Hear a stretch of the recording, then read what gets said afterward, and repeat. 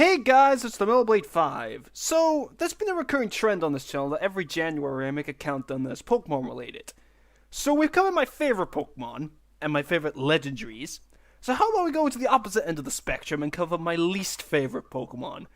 While there are many Pokemon I love, there are also a decent number of Pokemon that I dislike, and once again, this was a countdown I wanted to do for some time, but I've only finalized it somewhat recently. So of course this list will be going over the Pokemon that I would more than likely not include on a team unless I was forced to, for various reasons. Now, admittedly for a lot of Pokemon on this list, the main reason why I don't like them is their designs, because when I look at a Pokemon, the first thing I see is the design, which automatically plants the opinion of them in my head. However, I will be bringing up other reasons why I dislike these Pokemon, such as their stats, move pool, and so on. Plus, for this list, I'm only going to include the final evolutions of Pokemon, because with Pokemon that can evolve, they had the potential to get better in my opinion. For example, I hate Quilladin, but I really like Chesnaught, so it's not on the list. And before we get started, let me just say this. If you like any of the Pokemon on this list, that's fine. This is just my own personal opinion on why I don't like these Pokemon, and more power to those who can find more enjoyment out of these Pokemon than I can. Knowing my luck, this will contain somebody's top 10 favorite Pokemon, but with that, it's time that I bring out the super effective moves against my top 10 most hated Pokemon. Delphox. Gen 6, for the most part, had some of the best designed Pokemon of any generation in my opinion. However, Delphox is one of the few exceptions to this for me. Before X and Y came out, I found out what the final evolutions of the starters were, and I looked them up as the final evolutions play the biggest factor in deciding which starter I should pick. I thought that Chesnaught looked awesome, and as you know I love Greninja, but I did not like Delphox upon seeing it. I think that Fennekin is cute, and that Braixen is alright, but when it reached Delphox I was like, what the hell happened? The reason why I don't like Delphox is because of its design. It just looks really awkward in my opinion. Not because it's standing on two legs, but because its body just looks weird to me, and I don't think it complements the fact that it's a fox. With other fire starters like Blaziken, Infernape, and Emboar, I think they look good because they merged aspects of the animals they're based on and the human body. Plus, the body shapes that are given match their respective animals in my opinion. Meanwhile, Delphox looks like they just designed a dress and put a fox head on top of it rather than trying to merge the feminine figure and fox aspects together in a way that looks cool. Furthermore, I feel like Delphox had some wasted potential when it came to its design. Delphox is based on a witch, but the only thing witch related to it is the stick it uses as a wand.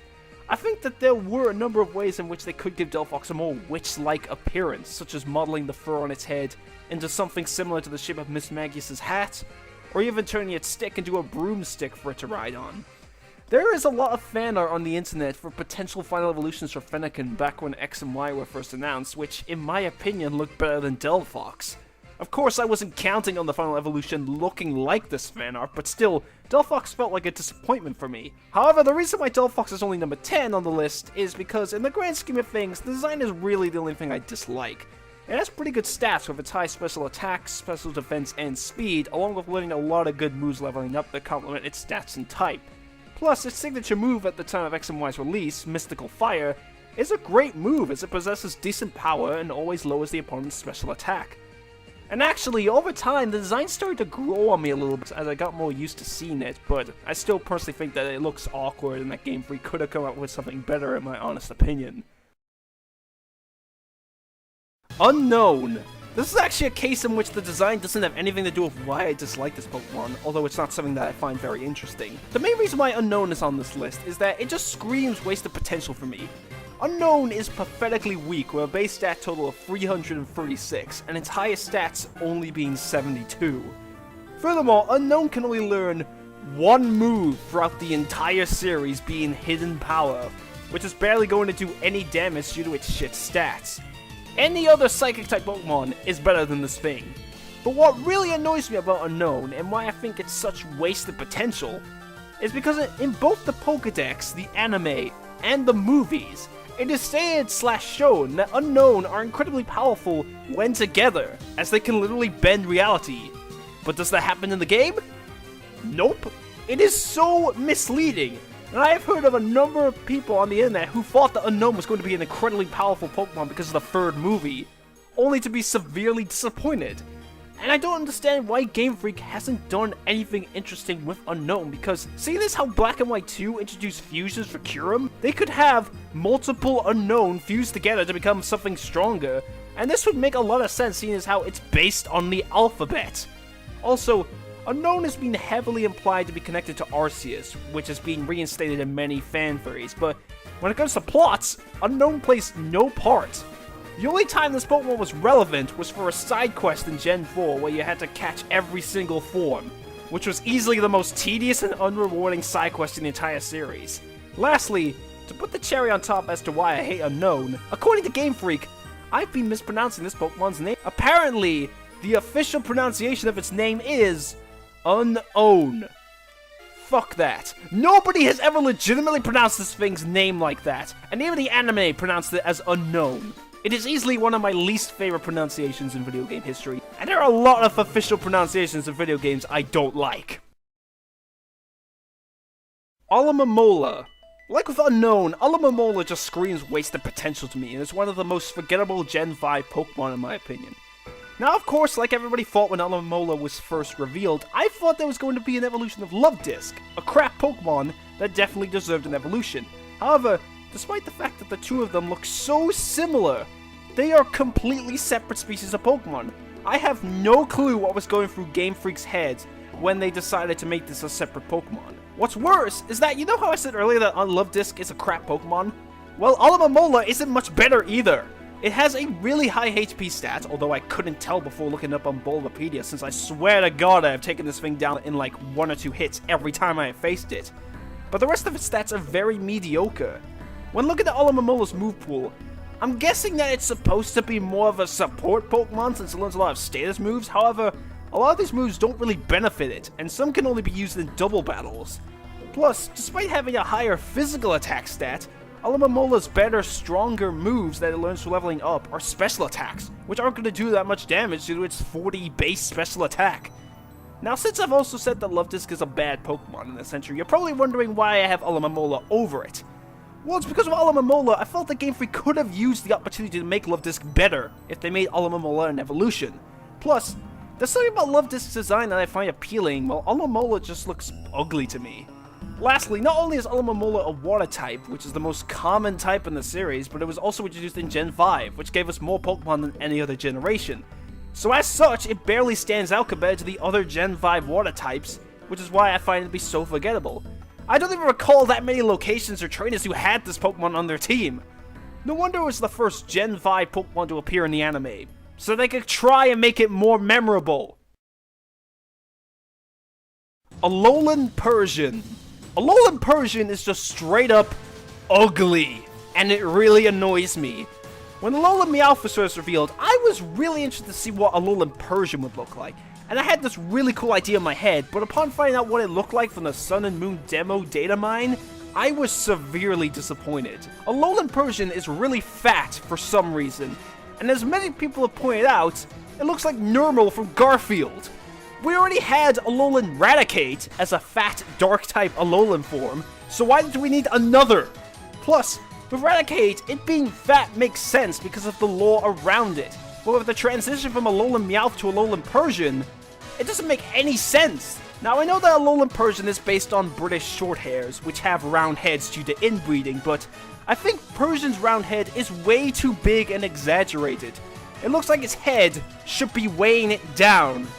There were a few times over the months leading to Pokemon Sun and Moon where I might not have cared for a Pokemon's design based on its artwork, before it looked much better in gameplay.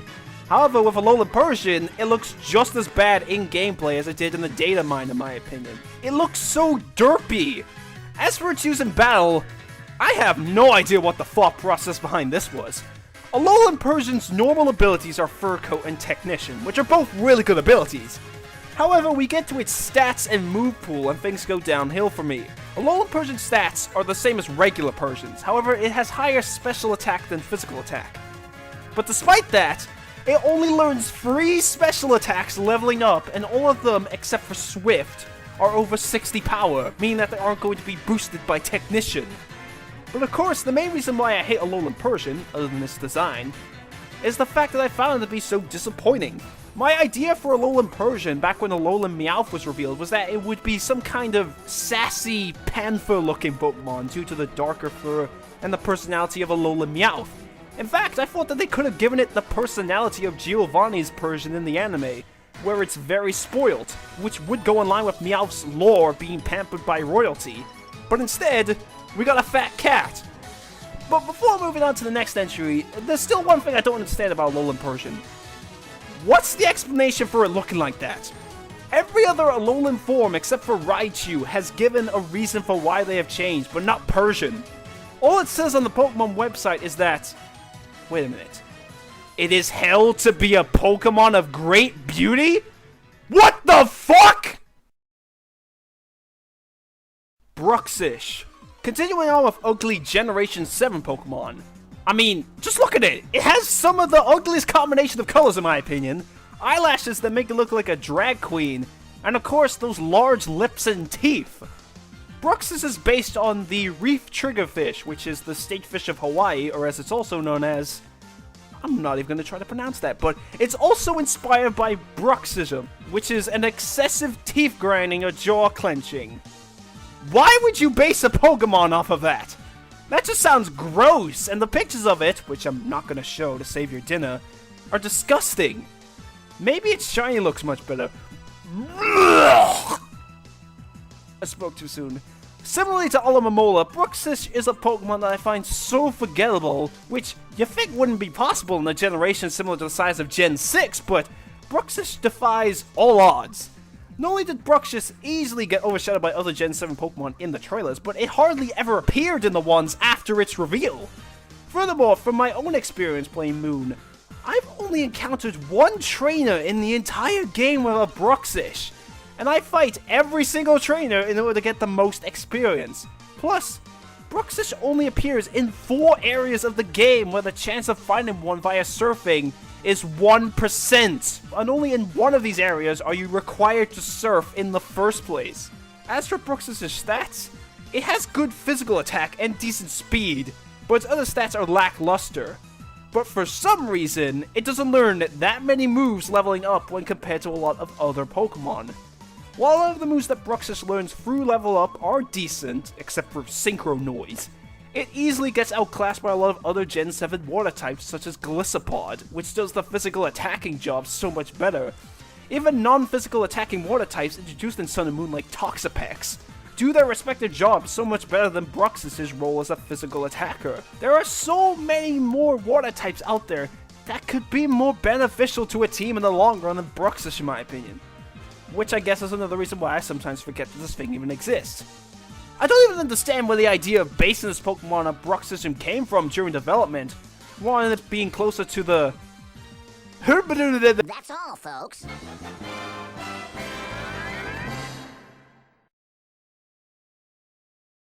Hypno! Hypno is a psychic type that I never see used by Pokemon players when compared to other psychic types like Alakazam, and I definitely understand why. Hypno's usefulness in battle is very limited, as it possesses high special defense, but has low special attack, which is the biggest detriment to this Pokemon. Most psychic types excel in special attack, so the fact that Hypno's is so low, and that it primarily learns special attack as its offensive moves, gives you a big handicap. Hypno does prioritize in putting the opponent to sleep, as you would guess because of its concept, but Pokemon like Snorlax do a much better job at this in my opinion, since they possess enough bulk in order to effectively put the opponent to sleep and deal damage afterwards. For once, the main reason why I don't like a Pokemon on this list doesn't have to do with its design, but I'm still not a fan of Hypno's appearance at all. The reason why a lot of Gen 1 Pokemon don't rank as highly as later Gen Pokemon for me is that I find a lot of the designs to be very basic by comparison. I don't hate them, but I think Hypno takes the basic design a bit too far, as its only standout features are the fur around its neck and the pendulum it carries. The rest of his design is just a featureless yellow body with nothing interesting placed there. Drowsy at least had a lot more of the tapir theme going on with its snout and body shape, but despite Hypno also being based on that concept, it really doesn't do much with it in my opinion. But the main reason why I dislike Hypno is that this thing is so creepy. We're about to get into more mature territory here, but from reading the lore behind Hypno in the Pokedex and a few in-game events, you will find out that Hypno is a pedophile. Hypno's Fire Red Pokédex entry, which was reused in X, states, "It carries a pendulum-like device. There was once an incident in which it took away a child it hypnotized." And even in Fire Red, there's this one part in the game where a young girl gets attacked by a Hypno. As such, this has spawned a few creepypastas in relation to Hypno kidnapping children. And that's not all. In some of Hypno's other Pokédex entries, it states that it forces people to fall asleep and then feasts on their dreams. Hypno legitimately creeps me out because of this, and the fact that its design reminds me of an old man doesn't help. I just want to get the hell away from this thing as fast as possible. Aromatisse. When I think of Gen 6 Pokemon that I don't like, this is the first one that comes to mind. Once again, the reason why I dislike Aromatisse is because of its design, since upon seeing it for the first time, I thought that it was an abomination of mankind. I had absolutely no idea what it was supposed to be, and its in-game model actually looked a little creepy to me due to the fur/feather things covering its body and the way in which they were shaped. Like its pre-evolution Spritzy, Aromatisse is based on a flamingo, but it is also based on a flamenco dancer and a perfume bottle, which I could not tell at all from looking at it. Upon seeing Spritzy, I thought it could potentially evolve into some sort of majestic-looking flamingo, so like with Alolan Persian, I was disappointed upon seeing what its evolution looked like. Also, Spritzy and Aromatisse take some influence from Plague Doctors, but that's another reason why I don't like the design. Aside from being a bird, which is in reference to Plague Doctor masks, Aromatisse has absolutely nothing to do with Plague Doctors, which makes me feel like this Pokemon had some unused potential. We could have had a Poison and Fairy type Flamingo Pokemon wearing a Plague Doctor mask, but instead with dancing perfume. In my If the UK was a Pokemon region video, I suggested a rat Pokemon with a Plague Doctor mask as a reference to the Black Plague, and part of my reasoning behind that was because I felt like Aromatisse did nothing with the Plague Doctor concept. For its use in battle, Aromatisse's stats are kind of all over the place. It has high HP, then good special attack and special defense, but mediocre physical attack and defense, and then really low speed. This distribution of stats is just so confusing to me because Aromatisse only learns one physical move leveling up, which makes me wonder why they didn't just lower its attack and transfer that to its special attack or special defense, and also because it learns so many status moves despite the fact that it isn't really that bulky to take full advantage of these moves. Slurpuff, the ex-equivalent of Aromatisse, has much more balanced stats, and the moves it learns are a lot more beneficial towards it in my opinion.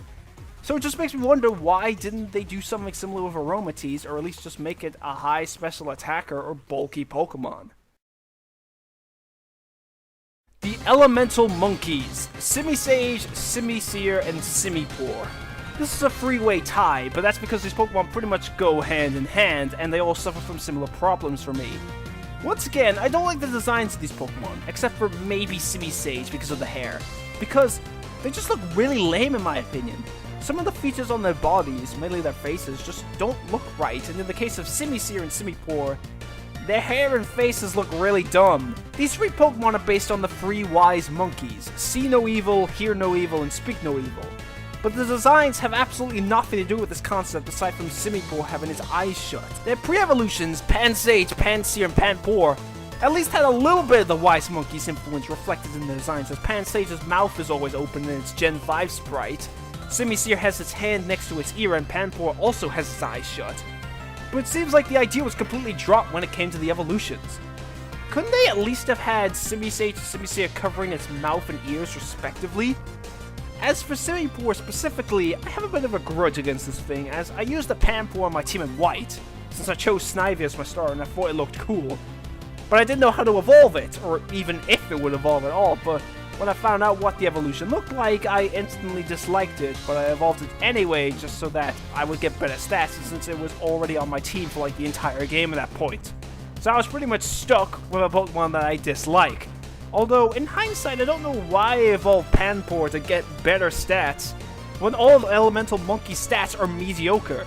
Each of them have the exact same stats, and the only one that's over 100 is their speed, which is only 101. Like with Bruxish, there are so many other Pokemon in the same generation and types as these guys that do whatever the hell their roles were supposed to be so much better. I thought the idea of having a set of Pokemon similar to that of a starter trio would be cool, but the execution was severely lacking. Also, just to show how highly disregarded these Pokemon are, in the run-up to Volcanion and the Mechanical Marvel, Japanese audiences were able to vote on which Pokemon out of the then 720 would be distributed alongside the movie. And Simisear scored dead last! Bewear. This is where we get to Pokemon that I hate with a passion. I said this in another video, I can't remember which, but I personally think that Bewear is the worst designed Pokemon ever. I typically don't like it when people say this doesn't look like a Pokemon, since there isn't really a single definition for what a Pokemon looks like. I personally think that saying this doesn't match the style of Pokemon would be more appropriate, but with Bewear, I have to use that phrase. It doesn't look like a Pokemon. It looks like a Pokemon knockoff that somehow ended up in the game. Bewear is a case in which I think that it is under-designed, as to me, it feels like this Pokemon wasn't finished before being added to Sun and Moon. There are some people who don't like Pokemon with complex designs, which I never understood since I prefer Pokemon with complex designs as it makes them look more interesting. But if Bewear was made to appeal to those people, then I think they went way too far to make it look basic. Even the Ultra Beasts look more like Pokemon than Bewear, and they're supposed to look out of place. I know that it's partially based on a teddy bear, but we also had Teddiursa, who definitely fitted more in the Pokemon universe than Bewear does in my opinion. As for its pre-evolution Stuffle, I don't mind the design since it looks more Pokemon-like, while its evolved form is severely lacking in features and detail. I mean, its body is entirely black, and then it just cuts to its pink head with no transition. It's just a solid line, and its paws are also entirely black, with just the generic paw print symbol placed on them. Couldn't they have at least given it something like a circle on its stomach to represent a belly? Along with having an underwhelming design in my opinion, I think Bewear doesn't have a soul. It literally does not show any sort of emotion. Without spoiling anything, there was this one point in the game in which I had to fight a bunch of powered Pokemon which all had angry eyes. Bewear was one of these Pokemon, but its eyes just stayed in that blank stare as usual. It didn't show any signs of anger. Getting to its usefulness in battle, Bewear is a normal and fighting type, which in my opinion isn't a very interesting type combination, although this is coming from someone who isn't really that big of a fan of normal types. But its HP and attack stats are absurdly high, while the rest of its stats are just to me. Bewear can have the ability Fluffy, which doubles its defense against contact moves, but that makes it weak to fire. I guess it's up to you whether or not you think this ability is good or bad. However, it can also have Klutz, which is a useless ability in my opinion. Apparently there is some strategy you can use with Klutz, but I remember it being so specific. As for its moves, Bewear's move pool is just so limited. Its only offensive moves leveling up are normal fighting and dark type moves, so you're probably going to have to rely on TMs to give this thing decent type coverage. If it wasn't for those dark type moves, this thing wouldn't be able to do anything against ghost types. But still, it's just Bewear's design. I can't get over it because it looks so underdeveloped in my opinion. And I think some people are probably going to say I'm just nitpicking, but I find the design to be so distracting that I can't help but focus on it. Also, its cry in the anime is ear bleeding!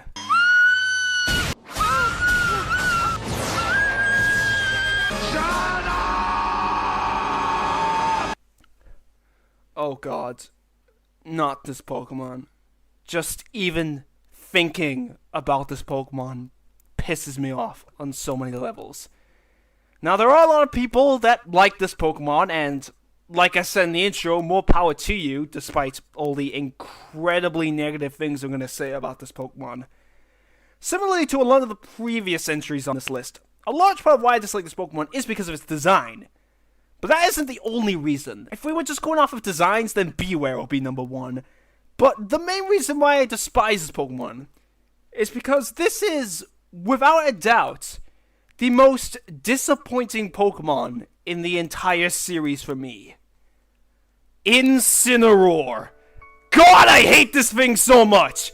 I referenced how much I hate this thing in my Yu-Gi-Oh! Vs. Pokemon response video, and a lot of people were puzzled as to why I dislike it, so now it's time for me to explain. Now, I've seen a lot of people say that the only reason why people disliked Incineroar was because they thought it was going to be a fire fighting type, and I absolutely hate it when people say that because When it first appeared in leaks for Sun and Moon, I didn't even think about its typing and I hated it. While Incineroar is not a fire fighting type, but rather a fire dark type, the concept of fire starters becoming fighters is still overdone, which is just one reason why I hate this thing. One of the biggest reasons why I dislike Incineroar is its design.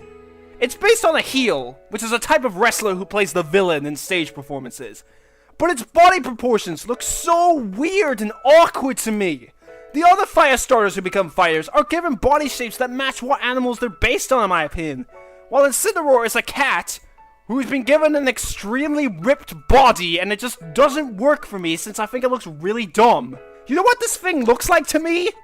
It looks like Knuckles in Sonic Boom, with how it has incredibly skinny legs, but suddenly a massive upper body and arms. And then with hands that look way too big to be taken seriously.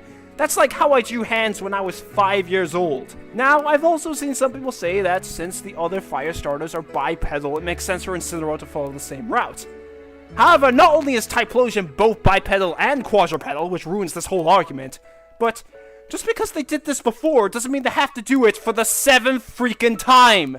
In fact, it would have been more interesting to do something different. While I would have preferred for the little line to remain on 4 legs, if they had to go with the cat wrestler route, couldn't they have at least made it more feral looking? Something akin to Lycanroc Midnight form? Because another issue I have with Incineroar's design, it feels like Game Freak designed a wrestler Pokemon, and then just added a few cat features at the last minute. It feels more human than cat. Furthermore, I feel it's designed to be very basic when compared to the other Alolan starters, because Decidueye and Primarina have various features that relate to what they're based on, incorporated into the designs, while Incineroar only has the wrestling belt as its wrestling-related feature. Now for Incineroar in battle. I personally think that when compared to the other starters, Incineroar's stats are mediocre, as it has a high attack stat, but that's all it really has going for it. Meanwhile, Decidueye and Primarina have multiple stats that are at least 100. You could argue that Incineroar is more balanced, but I would prefer a Pokemon with 2 really good stats, rather than just 1. Also, why the hell is Incineroar slower than Emboar? That doesn't make any goddamn sense! As for its moves, Incineroar possesses a signature move, being Darkest Lariat, which is a really good move, but after that, you're not going to come across any moves that support its stats consistently until level 55. As for abilities, Incineroar's hidden ability is Intimidate, which is a great ability. However, Decidueye and Primarina got their own unique hidden abilities exclusive to them, while Incineroar gets one that plenty of Pokemon already have. Also, this is a bit more nitpicky, but I personally think that the name Incineroar is just really stupid. Not only because we had Pyroar in the previous generation, which just makes it uncreative, but also because it sounds like it's trying to be cool, but ends up being really lame.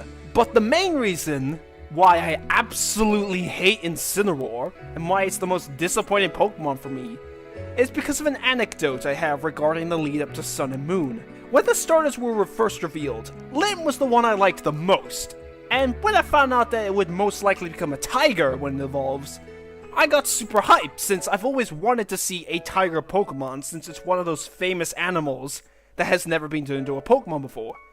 However, later on, a supposed leak came out, which claimed to show the starters' final evolutions, in which I liked the look of Rowlet and Popplio's final evolutions, but absolutely hated Litten's and hoped that this wasn't real. But across the next couple of months, this leak began to gain more credibility, especially when the starters' evolutions were revealed, in which I gave up hope. However, there was one last glimmer of hope left.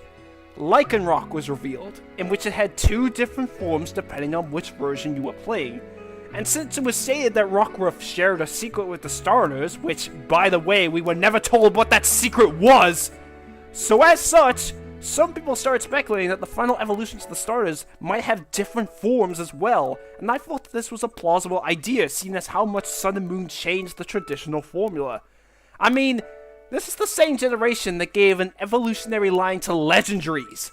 So then we came close to the demo being released, in which I had heard of the possibility that it could get data mined, which apparently happened with the Aurus demo as well. And I actually wanted the demo to get data mined so I could see for sure if the starter evolutions have multiple forms. Upon the demo being released, the entire Pokédex was data mined, and I quickly went to a YouTube video covering this, in which they confirmed that the leak was real, which I had guessed, but then I waited to see if there were other forms. And nothing came. Upon discovering this, I immediately switched to Team Poplio, since Poplio was my second favorite of the starters. I wanted a tiger Pokemon, but instead, I got a deformed cat wrestler with barely any cat features. The fact that I hate Incineroar's design, and that it instantly killed the hype I had for a Pokemon that I was previously really excited on using, instantly made it my most hated Pokemon.